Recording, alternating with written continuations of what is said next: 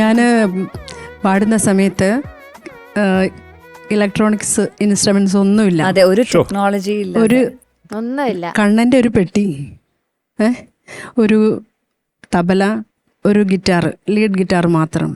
പിന്നെ സ്പീക്കറുകളില്ല ആ സമയത്ത്. മൈക്ക് തെങ്ങിൽ കെട്ടി വെച്ചിരിക്കുന്ന കോളാമ്പി മൈക്ക്, കോളാമ്പി. പാടിക്കൊണ്ടിരിക്കുമ്പോൾ കോളാമ്പി കാറ്റത്താടുമ്പോൾ ഞങ്ങൾ ഇങ്ങനെ പോകും പിച്ച് പിടിക്കാൻ.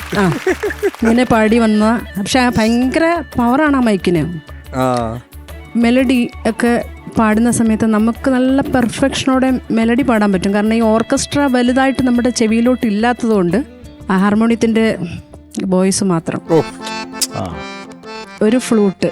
പിന്നെ അക്കോഡിയൻ വന്നത് നമ്മുടെ ചങ്ങനാശ്ശേരിയിലുള്ള ആൻ്റണി ചേട്ടൻ അക്കോഡിയൻ വാങ്ങിച്ചിട്ട്, ആ അക്കോഡിയൻ വന്ന ദിവസം ഞങ്ങൾക്കൊരു ഉത്സവം പോലായിരുന്നു. അങ്ങനെ അങ്ങനെ ഓരോ ഇൻസ്ട്രുമെൻറ്റും കൂടി കൂടി കൂടി കൂടി വന്നിട്ടാണ് ഇന്ന് ഈ 30,000 വാട്ട്സ് സൗണ്ട് സിസ്റ്റത്തിലൊക്കെ പാടുമ്പോൾ അന്നത്തെ ആ സുഖമൊന്നും എനിക്ക് സത്യം പറഞ്ഞാൽ നമുക്ക് കിട്ടാറില്ല. ഇതൊക്കെ ഞാൻ കുറേ ഗാനമേളകൾ കേട്ടിട്ടുണ്ട്, പ്രത്യേകിച്ച് രാജമാമൻ്റെ ഒക്കെ കൂടെ വന്നിട്ട് അതെ കുറേ